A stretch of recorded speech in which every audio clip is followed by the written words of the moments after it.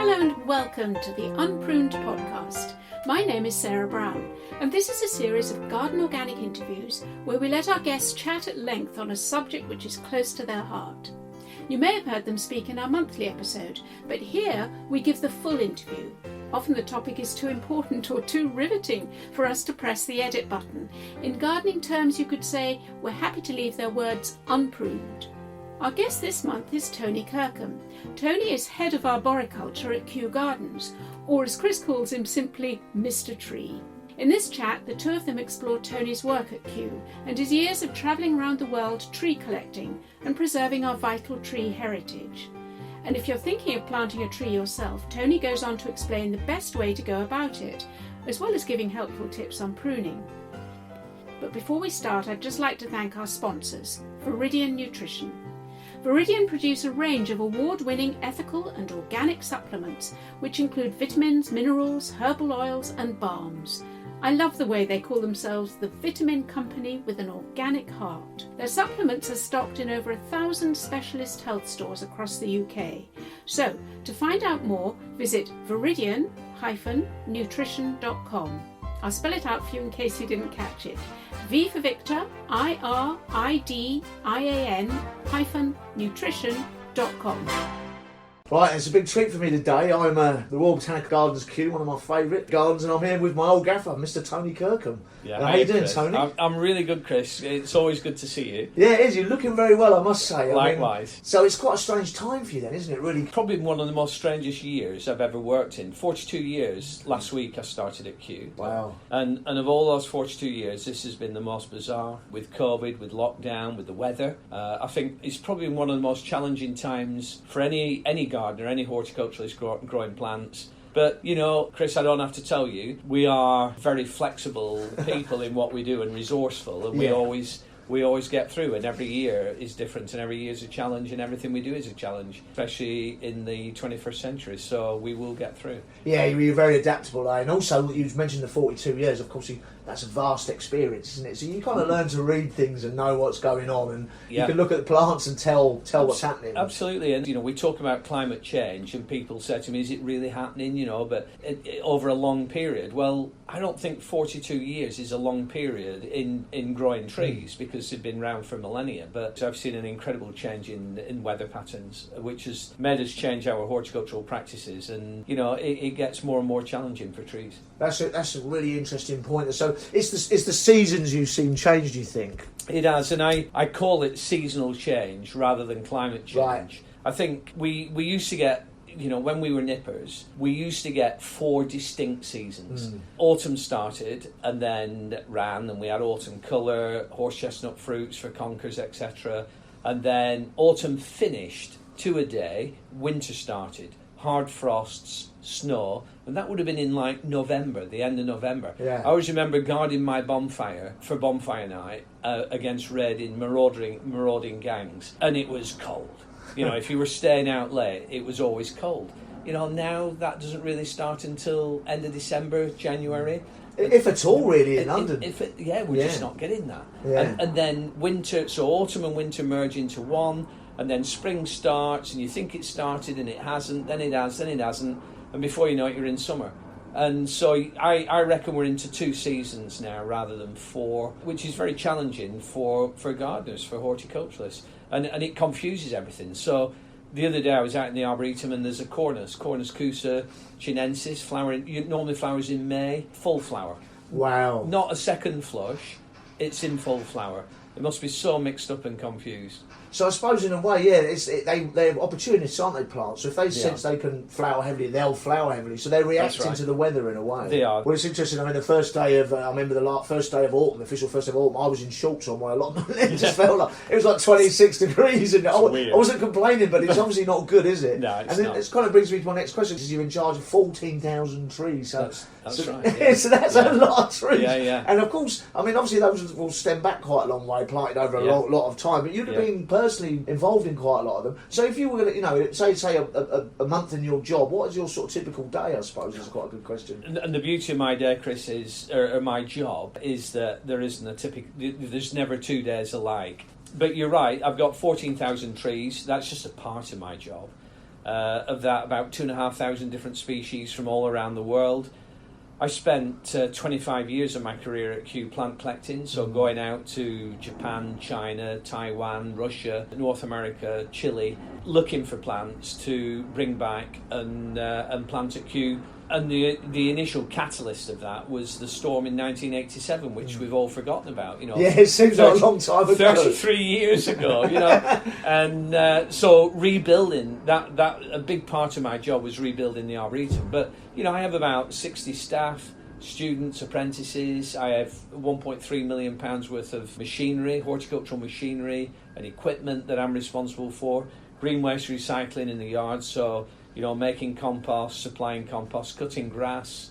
A massive You've job. kind of got the basic, the amenity horticulture, making sure things look good for the visitors. Absolutely, the plants taken care of. But on top of that, you've got your travelling. So if you go travelling, is it or seed collecting? Is that mainly what you're doing? Mainly seed collecting. So we know what we want, because most places have been well documented, particularly temperate trees.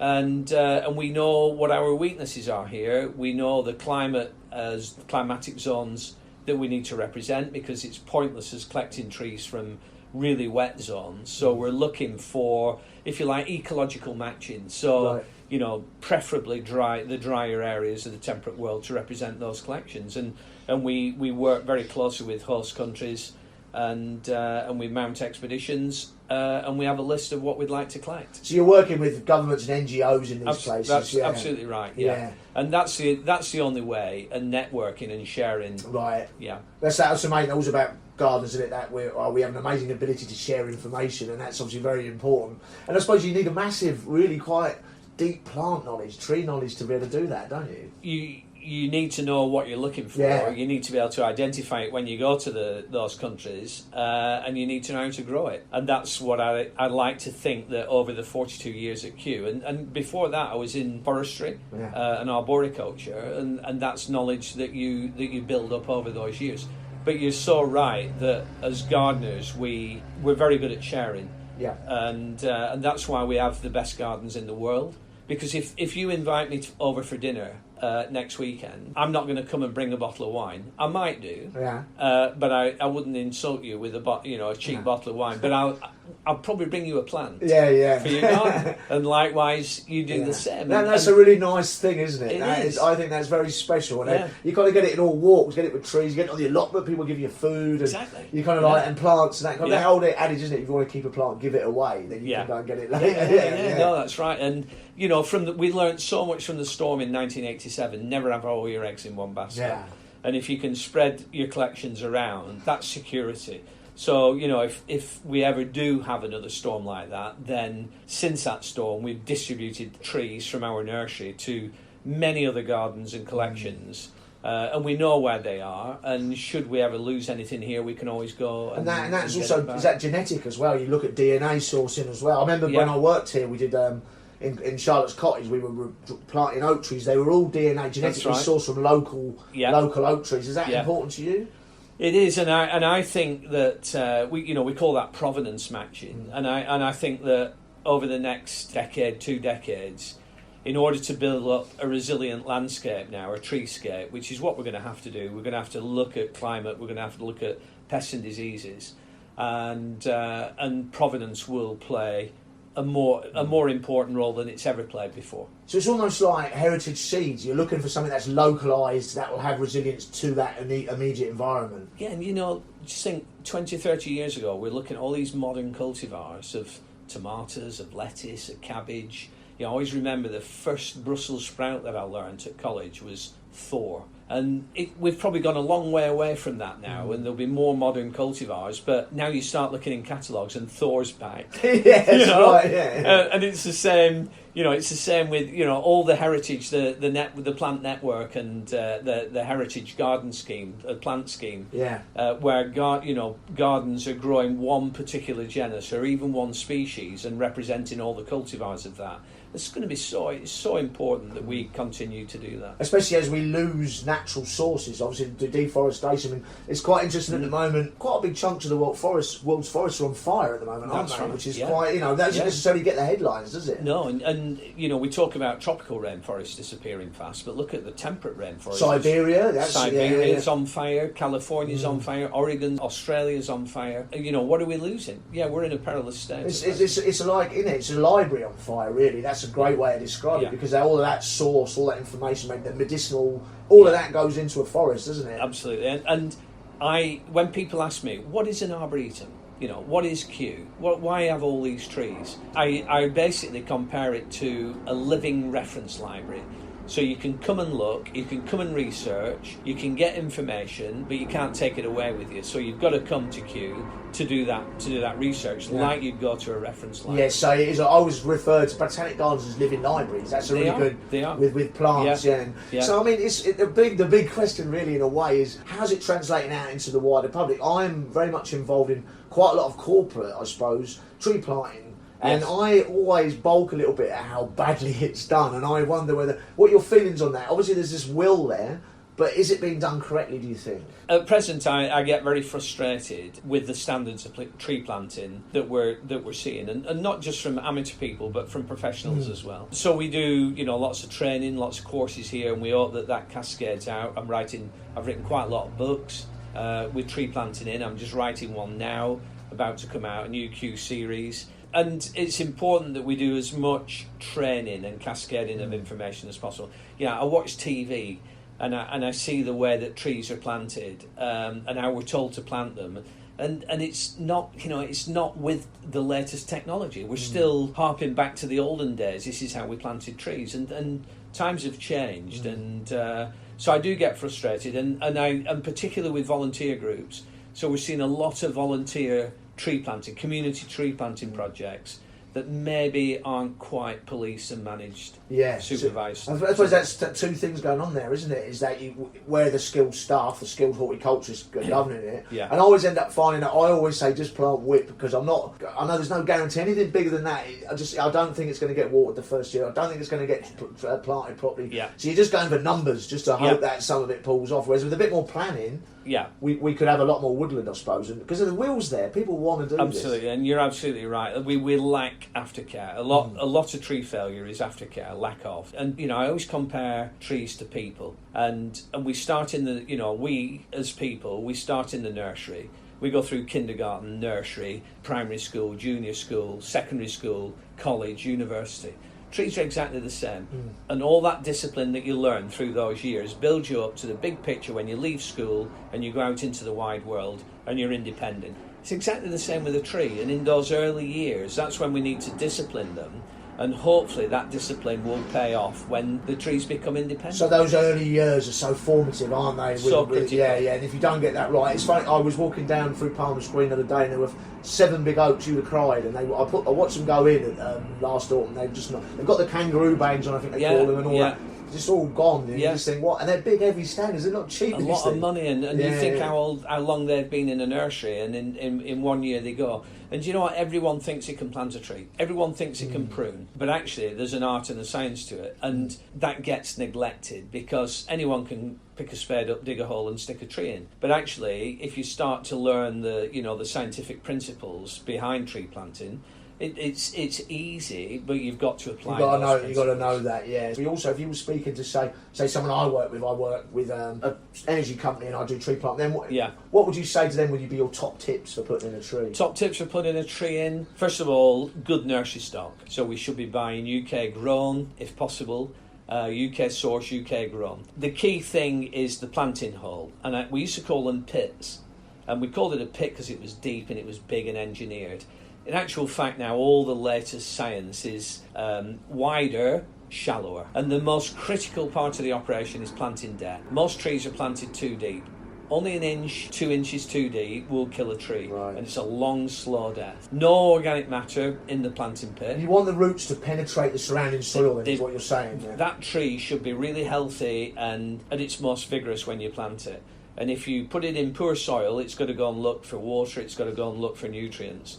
And that's when it can do it. if you put a tree in a planting pit, and you remember I said trees are like people, they can be lazy like us, and if I give you a nice steak and chips every night, and you don't have to go and cook it, and you don't have to go to the shop and buy it, you're just going to sit there and take it all in. A bit like being a spoiled kid in a way, isn't it? Exactly. And then all of a sudden I cut that off. I say, okay, I'm not going to give you. Where's my steak and chips? By then you've lost your muscle, you've lost your energy, and it's too late to go looking. So it start as you mean to go on, and also by putting compost in planting pits creates a sump, and it goes mushy, no fibre there.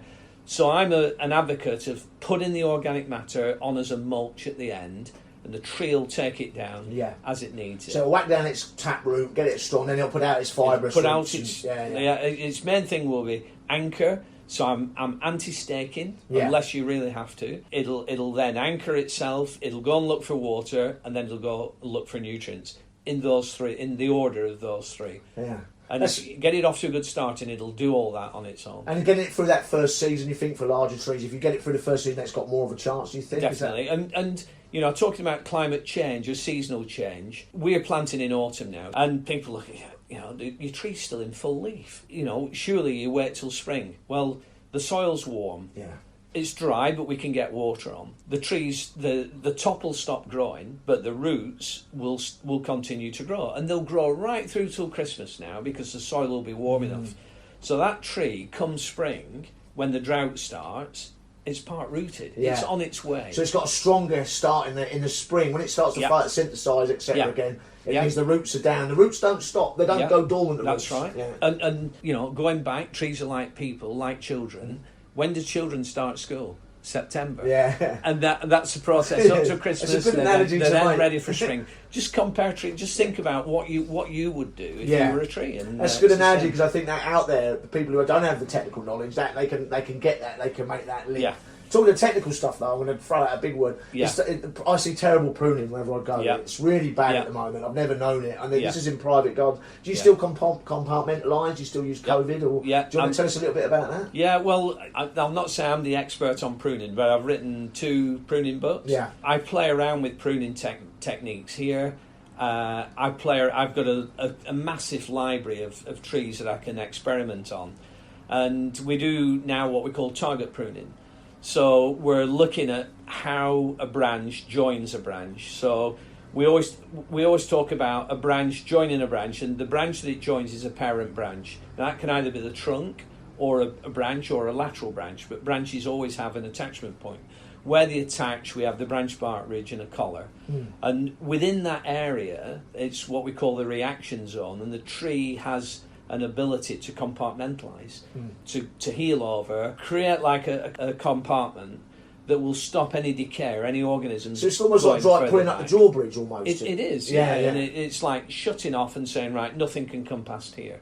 If we break into that zone, the tree can't do that. And then you've got the branches that will die back further. They don't heal over, you don't get any callus. And then the tree starts to go into stress mode and will eventually die as well. Die. So by hitting those targets, we call it target pruning, because if you look at a branch, you can see concentric circles for the age. So I would call that the Cambium ridge. It's almost like a lump of bumps, is it? It is, like a collar. And actually, above the branch, on top of the branch, is a ridge of bark. It looks like a Fu Manchu moustache. We call that the branch bark ridge. And it's imperative that you don't break into that ridge or the collar underneath. Right. So you always prune on away from it. Yeah. And then the tree can heal over. You'll get a round cut, nice donut, and that's in a quick explanation, if you like. So I suppose in a way, if you are good for the listeners who are a bit unsure, a good example, if you looked at a cherry tree, it always has a really pronounced. Where the trunk meets the branch, you'll see that ridging. That's right. That's a good way to identify how to get the cut off any disease you've got in there. That's right. And always prune back to that. Don't be pruning back to a stump. Don't leave a tail or a stump. You get snags and all that. Because that will eventually die back. The tree can't compartmentalise behind that, and then that goes into the main branch, into the trunk, and before you know it, you've got decay. Right. So prune back to lateral branches, prune back to a parent branch, prune back to the trunk. Don't leave stumps. And then if you do that, you then don't need tree paints. So tree paints are a thing of the past. Yeah, so you don't, because we used to paint tar on them and all sorts of stuff. And you're right, Chris, it was all... So we were sealing in the disease, weren't we? We were sealing it in. And you're creating a microclimate behind the paint for everything, and hiding a multitude of sins.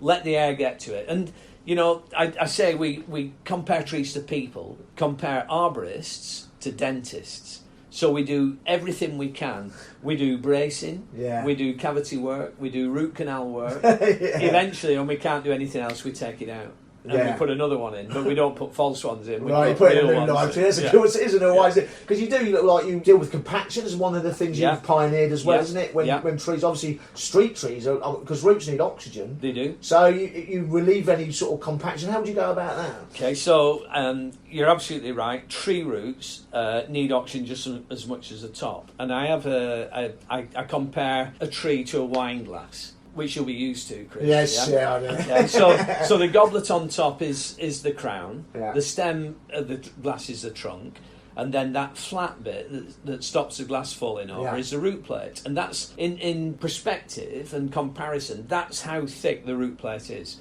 So, for example, here at Kew, there are very few trees, hardly any, with roots deeper than a metre. It's about spread and friction. And you can imagine that, and the reason for that is because A, there's no water deeper than that, it goes dry. There's no nutrient, because the nutrient's in the top, and there's no oxygen. So the deeper you go, the more anaerobic the conditions become, and those tree roots need oxygen. And also, I mean, they also forage, don't they, roots? They will go off and look for nutrient that way as well. They're searching, and they'll go the easiest route. So if the soil's light and crumbly, they'll get through that really quickly. If it's really compacted, then they'll really struggle. And people cause compaction.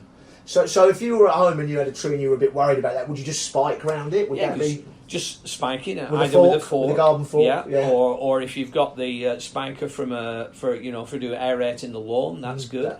But the other good thing is mulching. Yeah, I was going to wonder whether mulch. And I love.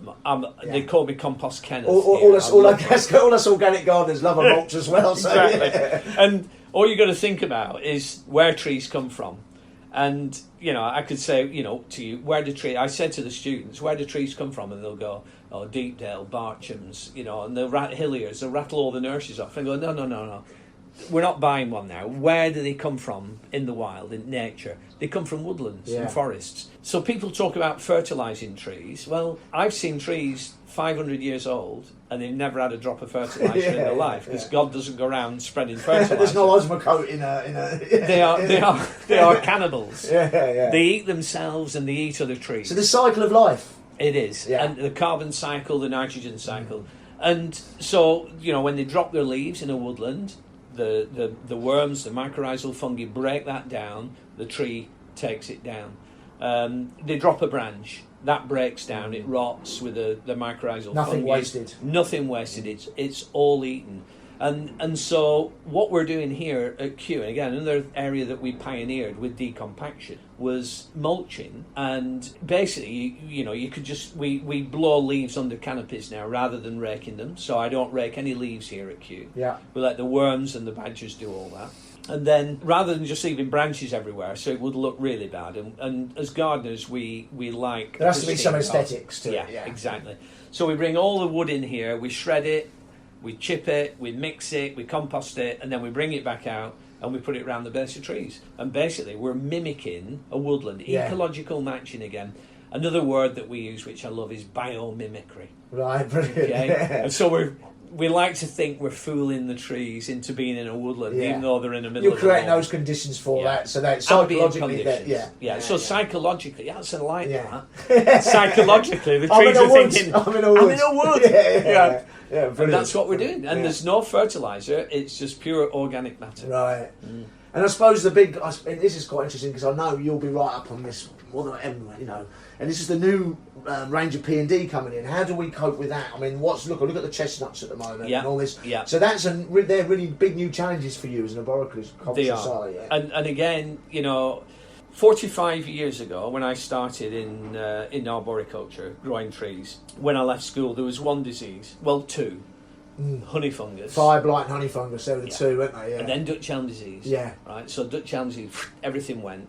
And I thought, well, that's it. No elms. Who cares? We can carry on now as normal.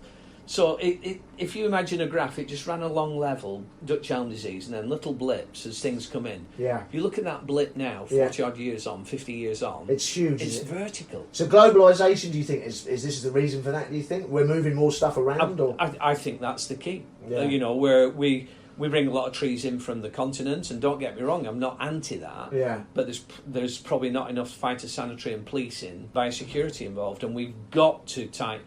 We are tightening up. Yeah. There is a lot of progress being made on it, but the best thing we can do if we're going out to buy a tree tomorrow is look for one grown in this country. Yeah, so localisation again, as we discussed earlier with the oaks and Charlotte Cottage.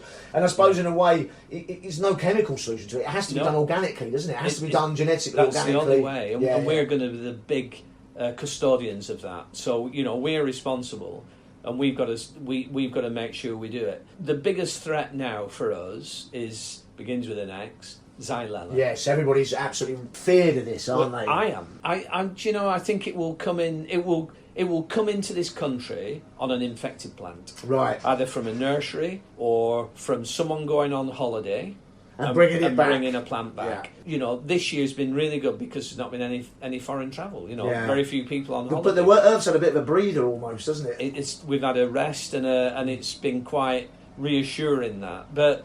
That's how Xylella will come in, and we do not know. We've seen what it will do in Italy and Sicily and southern France, but we don't know really the effect that it would have on this island. I mean, look at ash. Yeah.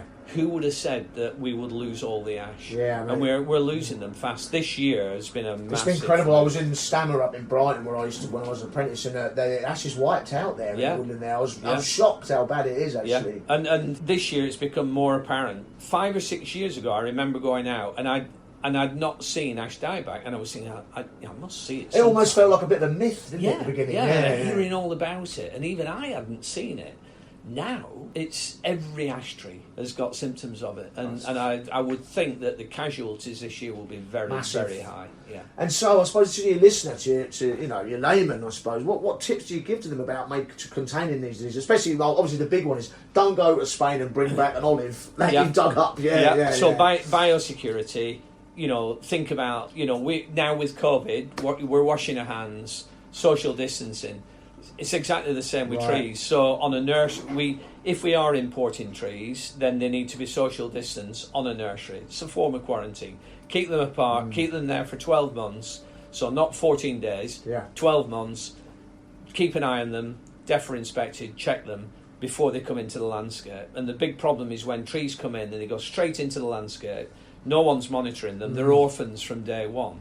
And there's every chance that if they come in with a disease, that's going to run rife. Yeah. So it's about hygiene, it's about biosecurity, about social distancing trees, and keeping trees as stress-free as possible. So when we're back to planting, get that water on in the first year. Don't wait for it to be saying, I need a drink. Be proactive and water it before it asks for water. It's a bit like, keeping a dog. You can't ignore a dog, do you? Yeah. So when you plant a tree, have a look at it once a day. Yeah, that's right. Kind of, And we need to be planting more trees correctly. Yeah. And a great Chinese proverb, the best time to plant a tree was 20 years ago. Yeah. The next best time's today. Or tomorrow. We should be constantly planting trees, basically. It should not ease up. And we plant less now than we have done in the past, haven't we? So, in the 70s we had this big tree planting campaign through the Tree Council. What is it? Plant a tree in 73, plant some more in 74, then there's sticks in 76, because they get watered. So we need that kind of governmental drive, because they talk the big game, don't they? But I often wonder how much it translates into reality. That's. I went to I've been up in the north a bit this year with my family, and I remember going up onto the moors, taking my sisters to show them where the roots were, because they'd moved, and so I was showing them this area, and it was an area of white grass on the edge of moorland. And all you could see were acres and acres and acres of tree shelters. Now, someone has hit a lot of targets tree planting. Yeah. Most of the tree shelters were on upside down, so I went and had a look, and I didn't see one tree coming out the top of the tree shelters. Right. And those trees have been in there for about 5 years. Okay. So that means that's aftercare again, is it? Aftercare again, no beating up, maybe wrong choice of trees, right? No weed control, deer management, all these things that you need to look after a healthy plant, a healthy tree, or we'll end up with acres and acres of scrubland, not woodland. Right. So that all a massive waste of time, the whole operation. But the targets were met. Yeah, so basically, this is very governmental, isn't it? That, we want 80% of this, 20% of that. As long as that gets done, no one's looking at the detail. That's what's happening. So the target needs to be changed from tree planting to tree establishment. Right. So the numbers that are actually surviving is what we should be looking at. And if we're saying we're going to plant 1 million trees a year or establish 1 million trees a year, then we're not planting 1 million. We might have to plant 5 million to meet that target of 1 million 5 years down the line. So it's like dense whip planting. We want to be overstating it, basically. Yeah. And following up. And do you think it should be all natives that we're planting? Do we go to exotics? Or that's quite an interesting question. What kind of trees should we be going for then? Well, the worrying thing with natives is we have as you know, Chris, a very small palette, which is about 40. And that includes a lot of subspecies and varieties. We've lost the elm. We've lost the ash. The next one's the oak, under a lot of threat from acute oak decline and various boring insects, mildew, squirrels, etc. So I think, this is my view, we've got to be braver. We've got to be more daring, and I think we've got to start introducing more exotic species into our trees. And that's because of climate change. That's because the seasons have changed. Seasons have changed, and a lot of the native trees that I see planted today are what I call lollipop trees, short-lived pioneer species like birch, hawthorn, rowan, alder. Short-lived. They're never going to make that big shade tree like the oak. They're succession trees, aren't they, basically? They are. And that's what we need to plant. And I think we've got to be more daring, and we've got to start introducing more of those into our treescape. Right. And that goes out to local authorities, arboriculture officers in local authorities. That's where we need to aim our fire, I suppose. National Trust. National Trust, all the foresters. I mean, when you think, we were planting Sitka spruce by the millions a year. And they've made big plantations. Yeah. They're all exotics. I'm not saying that Sitka spruce is the one to plant. Yeah. But I think we've got to look at a wider palette. We've got to look at a wider palette and integrate it with our natives. You know, so not just pure exotics, but we've got to integrate it more to get that. So we're tweaking the ecosystem a little bit by introducing trees that are going to cope and survive here. That's right. And the Romans did it. Yeah. The Romans brought horse chestnut, the apple, sweet chestnut, the apple, walnuts, and they're good trees now for us. Yeah. And the sycamore, and the sycamore in the it gets a bit of grief, the sycamore. It does, and it's unfair. It's one of my favourite trees. Yeah. You go into the north to the Lancashire moors, and you look at a farmstead or a small holding on the moors. The only tree that's growing by that farmstead and a big tree is the sycamore, because nothing else can hack it. Because it's incredibly resilient, isn't it? Yeah. And I always think you get that mottled sort of bark on it, that exfoliating bark, tree. And once it's up and going, it's a beautiful tree in the right and place. It's hard as nails. Yeah. Where I live, I'm up on the 3rd floor, and I get a tree canopy, and you can watch them grow sycamores. I've watched them put on over a metre this year. Yeah. They're smaller ones coming up. They're tough, and. The other thing is as well, trees have a use. They give us all these benefits environmentally, and providing oxygen, carbon sinking, preventing erosion, runoff of water after floods, etc. So those are all the things that they provide for the environment. But we mustn't forget the other benefits like timber. Yeah. So if we're growing trees and we need a crop at the end of it, we've got to be looking at trees that are going to be economic useful. Benefits. Yeah. So butcher's blocks were sycamore.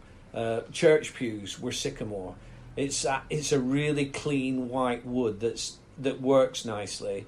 That timber millers like. So it has a big use, and also, and just for trees as well, just to keeping the dust out of the atmosphere and a bit of shade on a hot day. So that's right. It's all year round, isn't it? All round. Yeah. Well, sorry. Yeah, just think about the average oak tree. Probably about 100,000 leaves on a mature oak tree. You lay all those out side by side, you probably cover a football pitch. That's like a solar panel. Yeah. Absorbing oxygen, absorbing carbon dioxide and the waste products oxygen that we breathe. So the average oak tree will support a family of 4 to 5 for a day on a daily basis. Brilliant way to describe it. Like a natural solar panel is a really good way. And then cooling the air, cleaning it, and then that shade. And that we talk about big trees again, shade trees. Those are the ones we're going to need in 50 years' time if the climate, gets hotter, it's going to get hotter, and those are the trees we're going to need. Not your birches and your rowans, your hawthorns. You're going to need those big. Well, those trees you said there, they were the ones that followed the thaw, weren't they? Yeah. So they like moist conditions, and they're going to struggle. Do you think more? Yeah, and they're the pioneers. They set the scene, prepare the ground, but then the successors come along. Your oaks, your ash, your elms. And they're the ones then that move in and take over and shed those. So that succession, that kind of follow on. Yeah. Well, there's tons of info in there. I'm going to wrap up just a little bit with a few personal things. I'm always, this question always does, I get asked this a lot, it does me a little bit, but everyone always wants to know it. Is favourites. Two things, favourite tree, if that's possible, because it's a hard question, but also where do you like visiting the most? Where, all these travels, is there a spot that you really love? Okay, favourite tree varies. But is it like things change, don't they? Yeah, and depending on the season, but probably one of my favourite trees is tulip tree. Really? I love the North American one for its sheer size, and it's like the sycamore in North America. It seeds all over the place. It's a weed. But it is a beautiful tree. And do they describe it in America? Do they get a lot big? Obviously, we see them here. They get 20 metres tops, or what do they get? Size in America? I was in North Carolina last year looking at one, and someone said to me, "How old do you think that one is?" I said, "Oh, it's got to be 300 or 400 years old." And he went and he just laughed and he said, "It's not even 100 years old." Really? So they get real monsters. Yeah. And so when that's flowering, that must be something to behold. Just imagine. Yeah. So you got that beautiful leaf, the flower, and then that autumn colour. Yeah. And then the bark, silver bark, fissured. It's just a magnificent tree. And I call that a hard-working tree. So, if you've got to justify having a tree in your garden, you've got spring, you've got summer interest, you've got autumn interest. All those characteristics. All those, the shade it provides. Yeah. So I like hard-working trees, tulip trees. And there's only two species. The North American one's a good one, and I love the North American one, but the Chinese one's more elegant, but I wouldn't be bothered. Either or, yeah. And what about place? Where have you? I mean, I obviously travelled quite well, extensively like you, and there's some places in my mind that really stick out. West Coast, North America. Right, just for the sheer size of the trees, the sequoias, or the expression goes, it's like going back through time to the beginning when vegetation righted and the trees were kings. What a saying! I'm impressed, Chris. That is the heart of darkness, isn't it? The last place I visited just before lockdown. Actually, I got one of the last planes out to Canada. I went to Vancouver and then over to Vancouver Island. I was doing some lectures there. And I added a week on to go and look at big trees. So I was looking at big Sitka spruce and big Douglas firs. Right. And it's just mind-blowing and humbling. And, I'm walking through these forests, looking at these named trees, so the biggest Douglas fir in the world. And I don't want to leave. No, it's just overpowering almost. Absolutely, isn't it? I will say for the listeners, if anyone wants to see some of these trees, you're very good on the Instagram, aren't you, Tony? I do a lot of Instagram. I see it quite a lot, and so there are some amazing photos on there. Yeah. I'll finish off with just like, you've got many an accolade, a deserved accolade, haven't you? But recently you got the big one, didn't you? You got the MBE, that must have been a big day. You and Mrs. K and the kids. Was that a good day? Describe that day for us. Well, actually, it was a good year, Chris, because I got the VMH and the RHS in the spring, and then in the Queen's Honours New Year's Honours list, I got the MBE. And you know what, you never expect it. So when you get that letter, it's quite an emotional thing, and you just think, well, that's the one you want to tell your mum about, And we had a day at Buckingham Palace again just before lockdown. Yeah. And it's just an amazing thing, and that everything that you do is noted and worthwhile. Recognition. I can see in your eyes how much it means to you. Actually. I'm nearly shedding a tear. Big day for you, mate. Well, I'll tell you what, son, it's an absolute pleasure. I can speak to you all week, mate. No problem. I hope the people who listen to the Garden Organic podcast will get a lot from that conversation. I really thank you very much, mate. Mr. Tree, definitely Mr. Tree. You'll always be that to me, my friend. Thank you. Thank you, Chris. Enjoyed this chat with Tony. I loved the simple image of a tree and its roots being like a wine glass, and I'm inspired to go out and get planting the right way, Tony's way. Don't forget to subscribe to our organic gardening podcasts. Every month we have a new guest, plus helpful tips and advice on how to grow the organic way. Bye for now, and our thanks again to Viridian Nutrition for sponsoring this episode.